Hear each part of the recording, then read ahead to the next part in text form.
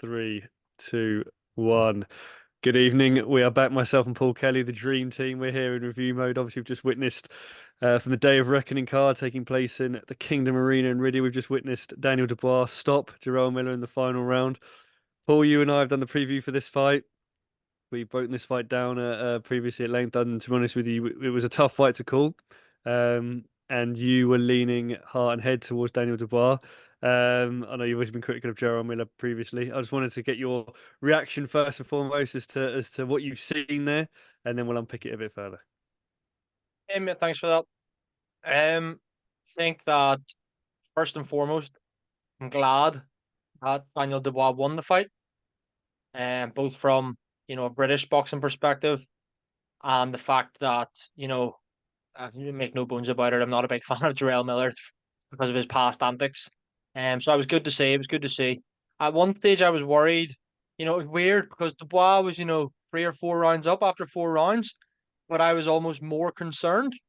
I'm sure we'll come on to the fight kind of round by round in a minute, but I was kind of concerned after 4 or 5, and but then ultimately took over, and it was like I kept on thinking, right, Miller's just absorbing these, and because he did land some of his own, and there were moments where Dubois looked like he was on unsteady legs, but mate, at the end of the day, like he got beat up. Let's be honest, Jarrell Miller got beat up there for 10 rounds. You know, you couldn't really argue with every round going Dubois' way up until the stoppage. And icing on the cake, mate, was the knockout in the final 15, 20 seconds of round number 10. So yeah, mate, I'm pleased for Daniel Dubois. Probably had to fight a few demons as well, especially when it was getting tough in there at certain times. But yeah, I'm pleased, mate. What about yourself? Yeah, you know what I think. I was actually very much like you. I was actually concerned almost. I was sitting there thinking, the longer this fight goes on, we saw Miller start to lean on Dini Dubois at one point. I'm thinking, here we go, the fatigue's going to kick in. There's going to be a stoppage. And Miller caught him with that big left hook as well. And I think it was the fourth, maybe the fifth. You're thinking, oh crikey, here we go. Like this could obviously be a bit of a gut check for Daniel Dubois. But yeah, he came through it. So I think, to be honest with you, it's almost the perfect thing for him here. He's come through a tough opponent. Let's be honest about it. Jarrell Miller, all right, there was a lot of speed was in Dubois' favour, obviously, and he obviously has power, but he was struggling to move Miller. Miller had a lot of mass behind him, and I think when he was catching him, it wasn't necessarily hurting him early on either. So and when he was leaning on him, obviously, and pushing him, that amount of weight was draining. So fair play, he's come through that, and he's shown real heart, to be honest. And obviously, like you said, if he wins the fight, he's gonna get a Porsche. I imagine he'll be teaming around in that Porsche really shortly. But Paul, let's talk. Let's keep on the thread really of Daniel Dubois here, and just say, look, obviously, he had that loss against Usyk. No one's criticising for that. Obviously, the Joyce victory, I think a lot of people started to wonder where his level was after that Joyce loss. Sorry. Is this Jarrell Miller victory now, your mind, the best of his career? Obviously, got victories over Bryan. I suppose a victory over Gorman, which looks to have aged poorly, considering Gorman himself has aged quite badly. Is this his best victory? And also, I suppose, where do you see him going next after this? Considering that there's obviously a certain levels in the division, it's been quite hard to match him. I wonder. And I'm just thinking, yeah, if this is his best victory, how do you see him building on it, please? Yeah, I think you do have to say that's his best victory. Jarrell Miller previously undefeated. And he kind of had some of the wins on his resume. I mean, don't get me wrong, Miller's resume wasn't great either. But it probably is better than Dubois' best win. Before that, who was Dubois' best win, as you correctly mentioned? Maybe Trevor Bryan. Probably was. So yeah, I'd say Jarrell Miller's his best win now. But yeah, I mean, I think I'm happy for Daniel Dubois going forward. What do I think? I think he's still a young man, Daniel Dubois. Just plainly because they're on the same card. A fight I wouldn't mind seeing is maybe the Caballal fight. That's purely just because obviously, that's maybe recency and stuff. They've just both fought on the same card. Caballal was a big underdog against Makhmudov, battered him and stopped him in 4 rounds. Undefeated, obviously, Caballal. He kind of first heard of him when he beat Chisora. Wasn't that in Monte Carlo or something years ago? And then since then he's had what, like 2 fights or 3 fights. But no, he looks like a really good heavyweight. And you know what? That's a good. I think that's an even enough fight. That's a good stepping stone fight. Like you can make cases for both Caballal and Dubois winning. Other than that, you maybe look and see how does tonight's fights go. In terms of if Joshua, and depending on how Joshua Wallen goes, if Wallen perhaps loses, do you throw him in with Wallen?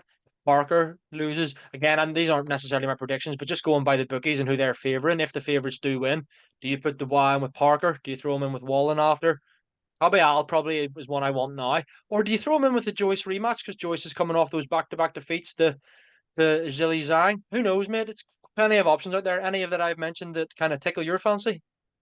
Cowboy, I think it's a good one. I think that's a nice fight. I think that someone who's around sort of, I suppose, 10 to 15 in the division. I think, considering they're both on the same card here in Saudi as well, whether it'd be quite easy to make that fight, whether His Excellency wants to see these two out again, that'd be fantastic to see. I think it's a logical move. I think, depending on how Wallen goes tonight, whether it's too much for him or not, I don't know. Wallen's be a tricky opponent, I think, for Daniel Dubois in some ways, but equally, I think that's the sort of fight he's have to come through. And before we ever touch on Jarrell Miller, I want to ask you, Paul. You and I both said in the build up to this fight that we didn't necessarily think. Well, actually, you said you could see it. I said I couldn't see it. Daniel Dubois becoming world champion at some point. I mean, what we've seen there, do you think that adds to that opinion? Do you think that there is a chance he could win a heavyweight championship belt at some point in his career, or has it lent you the other way? How do you see it after that, please? Yeah, I still think he could. Yeah, but obviously has belts have to become fragmented. He's not going to beat Usyk. He's not going to beat Fury. They've got the belts tied up. Depending on what happens in 2024, even 2025, he's still got years in the game. Blah, for me, as long as he doesn't have too many grueling fights. But like that fight there against Miller probably didn't make him look great as well because like now in hindsight, you're thinking nobody could knock out like Jarrell Miller. Oh, well, obviously he did in the end, but like you're looking at it and you're thinking, how are you taking these shots? Are your rolls of fat just absorbing these uppercuts and right hands? You know what I mean? Like that's what I was sitting thinking as he was fighting Jarrell Miller there. So I think Jarrell Miller has that. You can tell he can make you look bad, which he did for Dubois. For he made Dubois look amateurish almost at times, and did tire him out. But yet Dubois clearly had a second win there. Came through in the end, but still lighting his feet in the seventh and eighth round. And you know what, mate? I think it's a good win. And yeah, I think that, I'm not writing him off just yet. I still think he could perhaps go on and win a world title. What about yourself?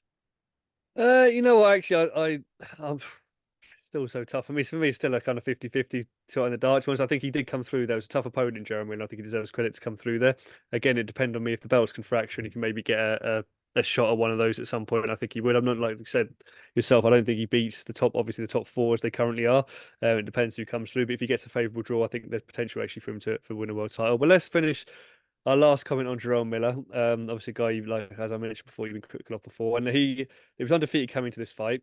Obviously, hadn't been stopped. Has been stopped now. There was, in the build up. To be honest, I think some people, myself included, would agree he's been quite good value, and maybe even talking himself into an AJ fight at some point, or trying to at least maneuver himself into that.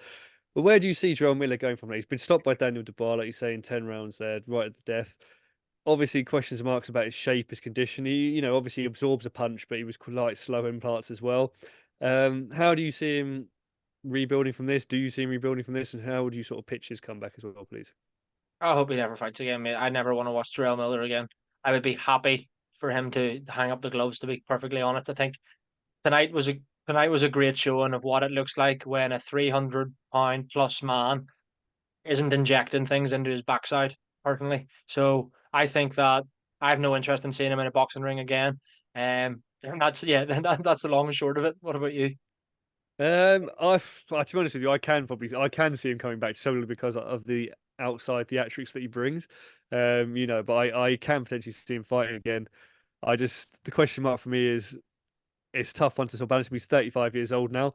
Where would you sort of pitch him around that heavyweight division? Maybe he could obviously fight, one of the up and coming guys as a bit of a gatekeeper, I suppose, himself.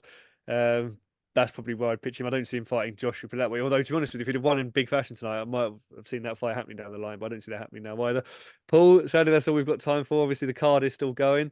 We're having our sort of day of reckoning here as well, trying to balance everything on and off screen as well. But I just want to thank you very much, obviously, for joining me, guys. Let me know in the comments as well whether you agree with Paul, whether you agree with myself, whether you think Dubois can win a world title, what you think actually to the victory that you put in there, and where you'd like to see Jerome Miller, if you'd like to see Jerome Miller ever fight again. Paul, as always, pleasure speaking to you, sir. Thank you very much. And guys, as always, thank you very much for watching.